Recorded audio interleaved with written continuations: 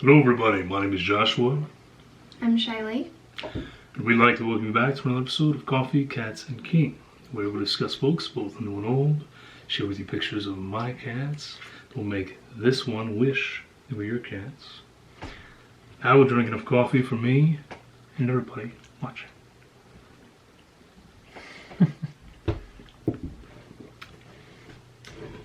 My lovely wife made me what we call a page coffee, a very special blend, in my Bayside mug. Shy, I don't know what the heck you're drinking. Mango lemonade from the Panera we got yesterday that I didn't get to drink. How is it? It's good. It's definitely lemonade. Fair enough.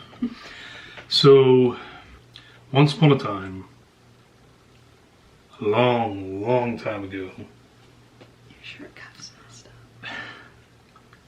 Shy and I decided that we were going to read a book together. And that I would sort of give my impressions of the book based off of my experience as a writer, and they would give theirs based off of experience as an artist. And then, you know, a couple years went by and we never finished the book. So Months. we are here today to finish Bree Paulson's Garlic and the Vampire. Now, if you have not watched the original videos where we do so, I would encourage you to do so. I'm going to link those in the description below. However, if you want a brief wrap-up, this is garlic. Not an onion. Not an onion, as Shy kept referring to her. Garlic here is a living clove of garlic who works at a farm run by... It's okay. It'll correct itself. Works at a farm run by a witch.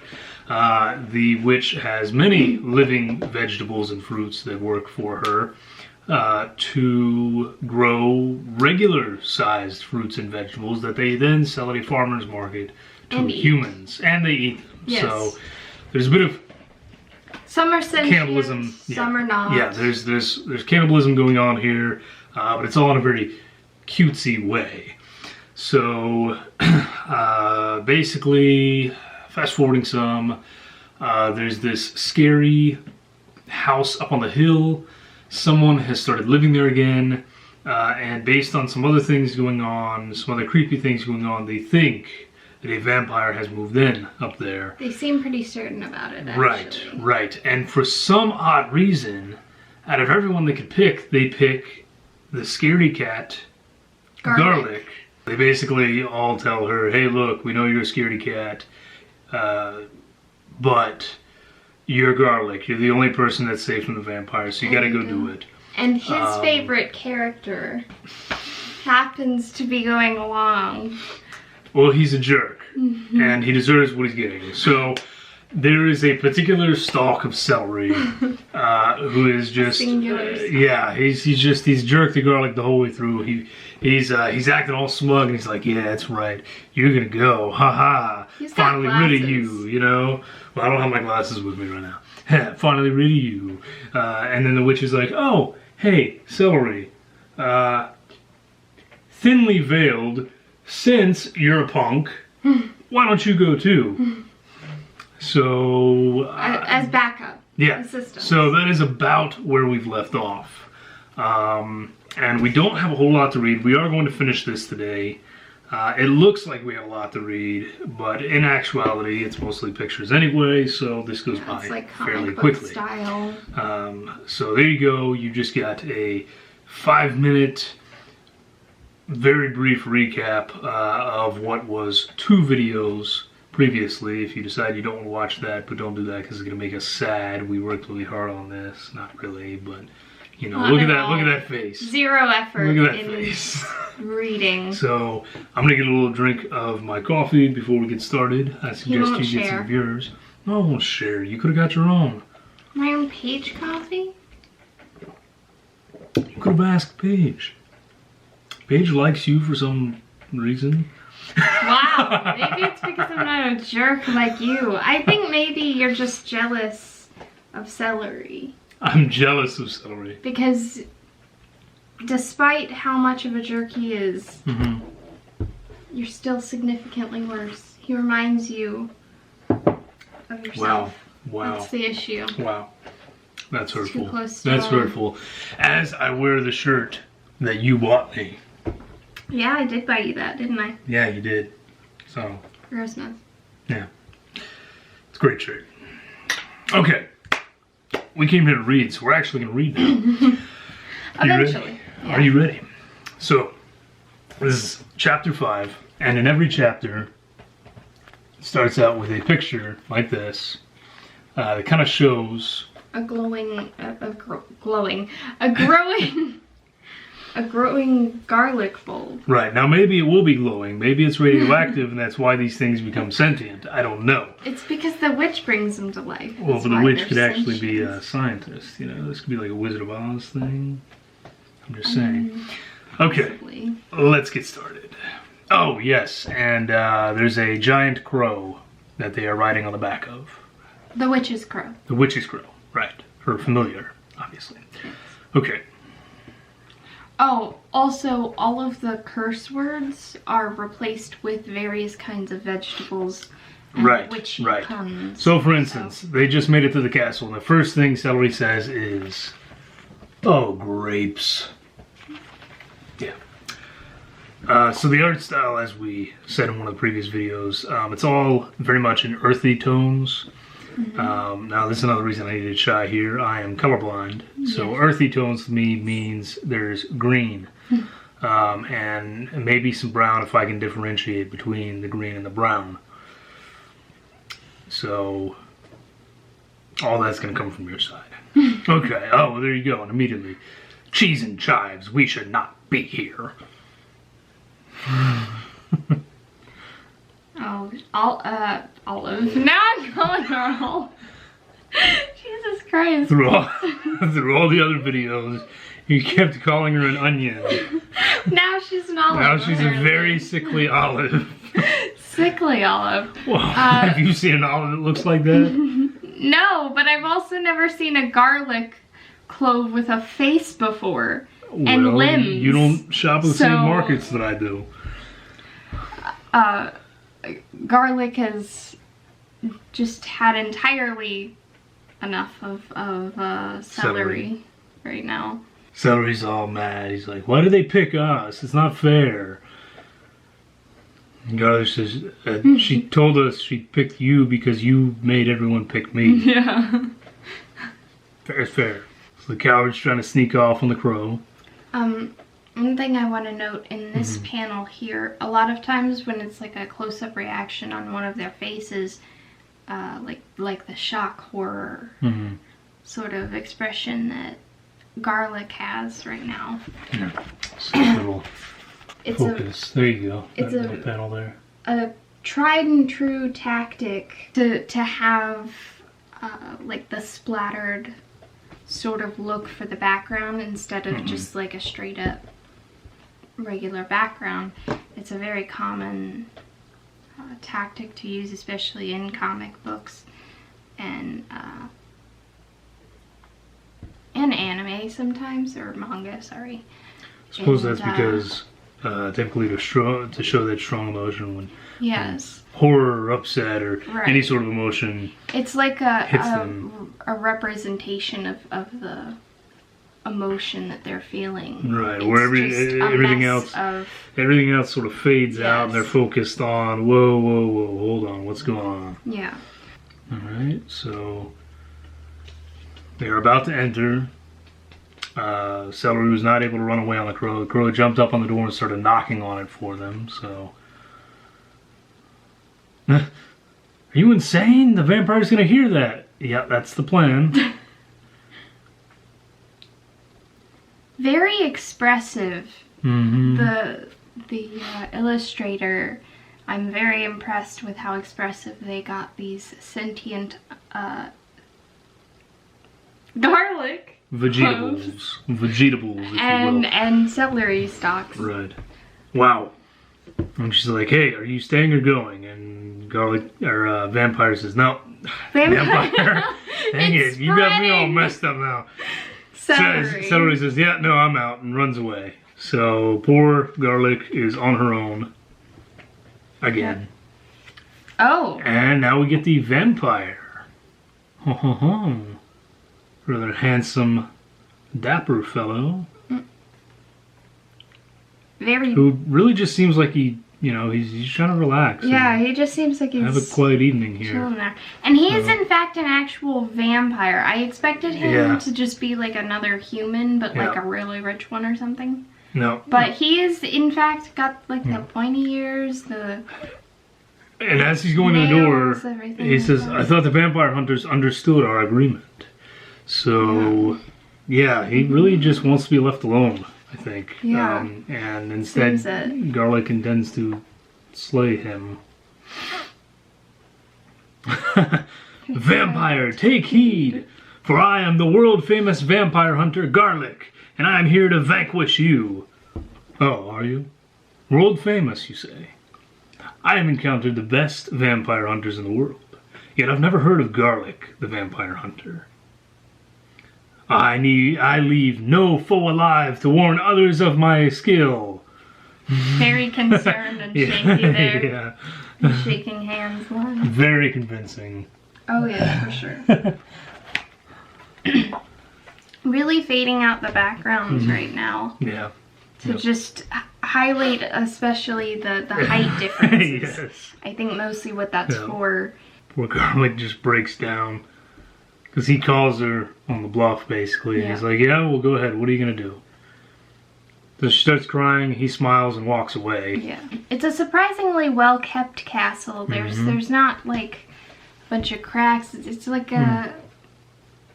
The whole scenery is very well-kept. It's not at all the spooky, creepy, gothic style.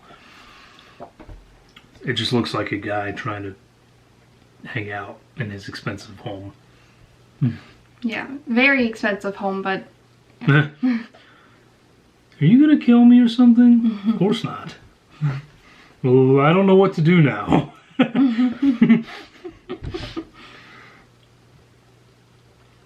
I was expecting a swift death, so I guess I'm thankful. Also, all of the windows are open, so we're not going by the melt in the sunlight rules here. She's like, where are all your minions? And he says, "Well, I had some a couple centuries ago, but I said something about visiting other lands, and suddenly they were rallying to take over the world. World domination. Why would anyone ever think that'd be a good idea?" See, he's an amicable guy. Honestly, it was such a hassle. So the vampire's retired, as we thought. And apparently he doesn't need blood anymore because he is on a vegetarian diet. Which is no problem for the humans then, but maybe not so much if you are, say, a sentient vegetable. Though it does depend on whether he's eating the sentient vegetables or the tiny versions in which they sell at the grocery store or the farmer's market. I liked the shot of his glass and just like the leafy sort of happy background back poster there. Just well, because now we're humans. We're not worried. Yeah, it's not blood. Sure. It's beetroot and tomato juice. So and cayenne pepper. What an interesting mix that is. Oh dear. Oh, he's got his own vegetable garden. Wow. Look at the light in her eyes. I'll show off these two panels here. They're really nice. So this one, I wanted you to see just the expression in Garlic's face there. And then this one, we're first seeing his little garden, which is really pretty. And again, as Shai pointed out earlier, clearly sunlight is not a factor for this vampire. she's so short that he scoops her up with a shovel to set her on top of the desk so she can get a better look at his plants. So it's an interesting note that, like, this appears to be an orchid. These look like elephant leaves maybe, but like a bunch of different leafy plants and flowery plants. And she says, I've never seen anything like these before. So that's interesting. So I guess outside of like the forest foliage, I don't recall seeing any like flowers and stuff, or anything like that. I think everything that was grown for the purpose of eating. Yeah. And she's just confirmed that the garden... They came from the garden that they get their produce from is where she and the others were born. Yep. Oh, we're getting into another classic vampire belief here, because so she brought a bunch of seeds or something with her to make sure, you know, that she could escape by throwing them out, and then the vampire has to count them. So she falls over, she's all upset. She says, I can help you count them. And he says, yeah, no, sorry, I have to count them on my own. So so apparently that one is true as well. Mm-hmm. And that starts... Oh, it's got a nice little flower. Yeah, so that starts chapter 6. Yep. See, we're moving right along. A green flower. Oh, here we go. We're heading back to town. Heading back to town. This is carrot and is that a? I think we had this discussion before. Is that a shallot?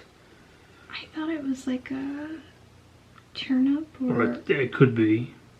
Regardless, they're waiting up in the water tower. Yeah. I guess they're waiting hunting for them, if you will. Yeah.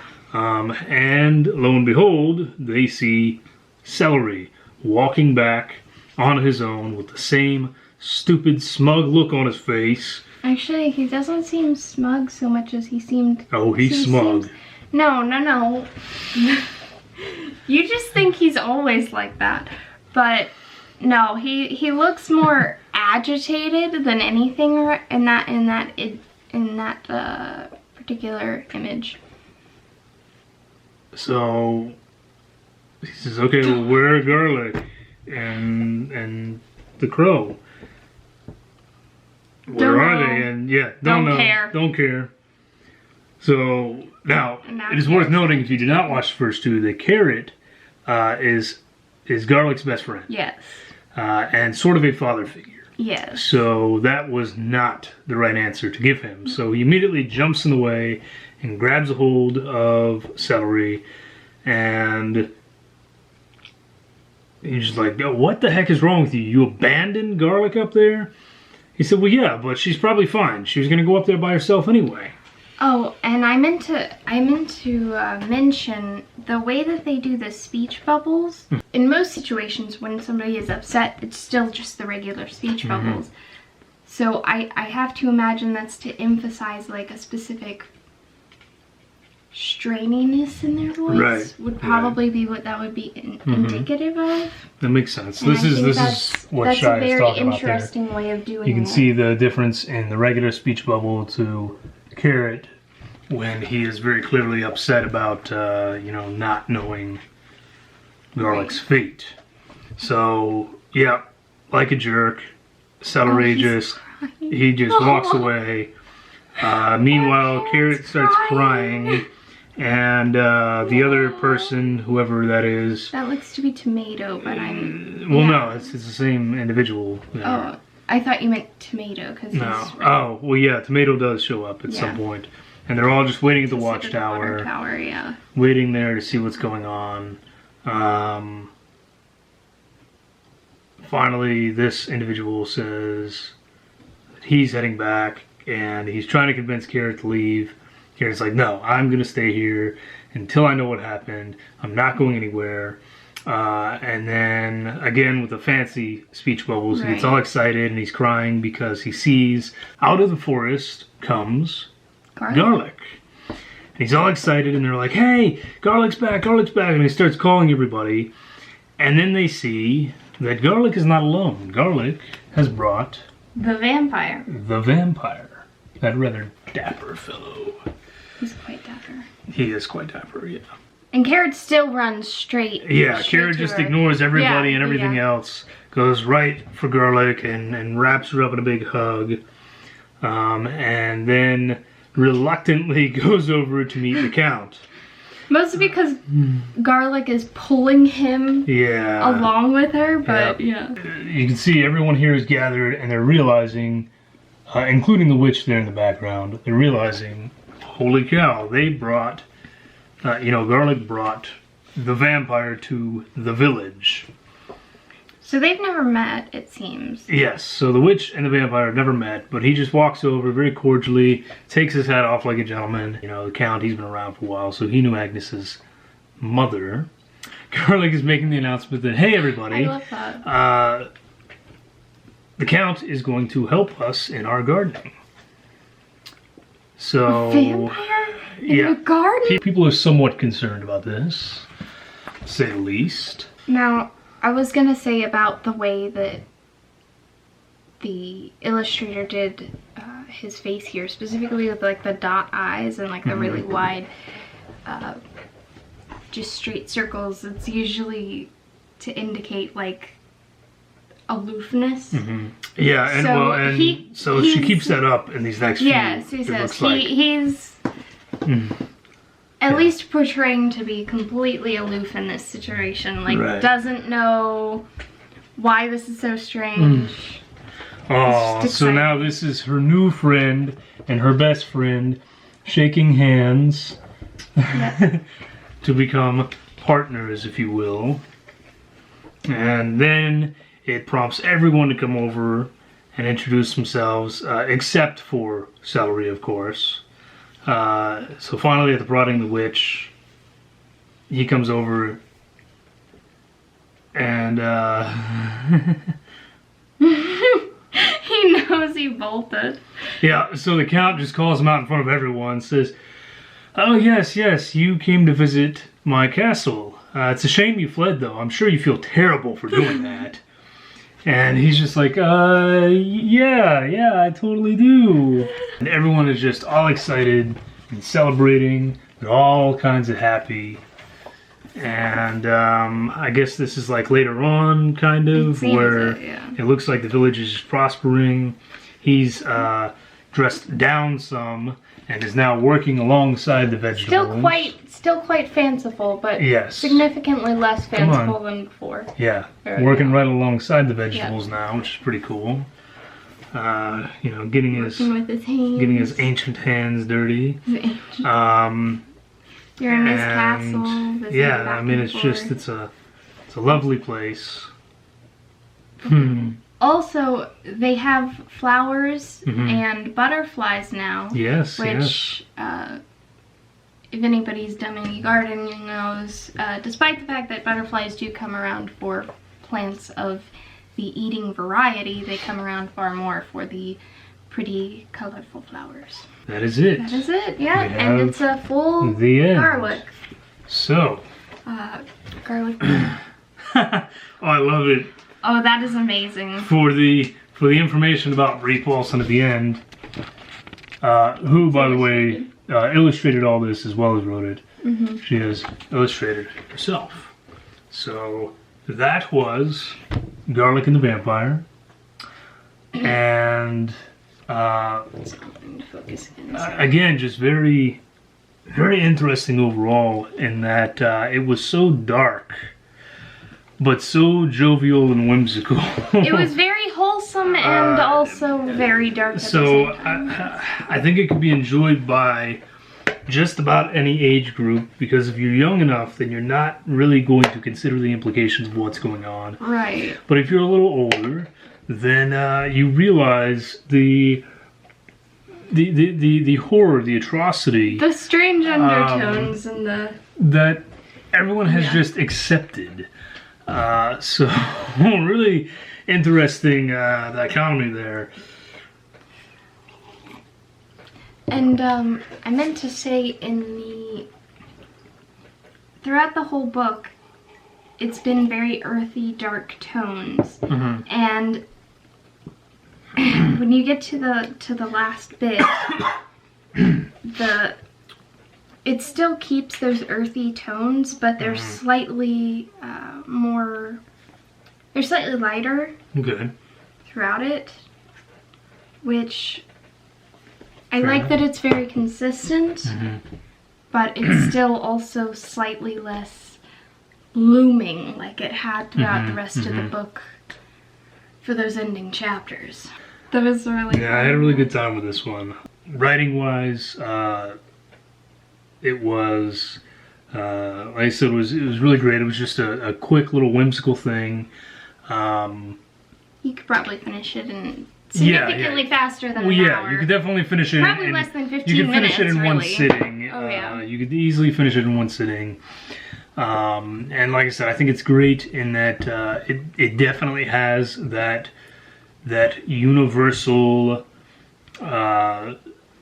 appeal in that really no matter the age group or what you're into, I feel like you could pick this up and gain some sort of enjoyment out of it. Even if you're not a reader, which you're not a huge reader or anything, not typically. You enjoyed it very much, well, for the story, but for the artwork. Yes. I'm certainly no artist. Again, I see 3 colors, you know, but I still... wow. Yeah. Black, white, and gray.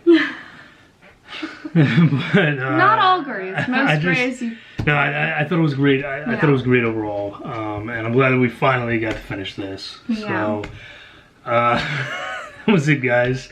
Do you think we should do this again, or yeah, for sure. Maybe with a little less time in between next time? A little more consistent. Of course, if you folks have any particular suggestions on what you think would work, PAX, I feel like this is probably a good one to get suggestions from you on. Yeah, this was really enjoyable. Thank you for joining me on this. Thank you for having me. And thank you folks for joining us. Thank you very much. We're going to call it a wrap here. I hope you enjoyed. I hope you got to see all 3 of these videos, or if not, you still gleaned some sort of enjoyment from this one. I'm sorry that it took so long. There were a lot of circumstances that kind of got in the way. Oh yeah. I was in a different state for a while. They were gone for a long time. I was gone off of here for a long time. There were a variety of reasons, but regardless, it won't be that way next time. Right. So thank you for joining us. Stay safe. Drink great coffee or tea or lemonade or whatever you may be into. And we're going to call it a wrap. Cheers.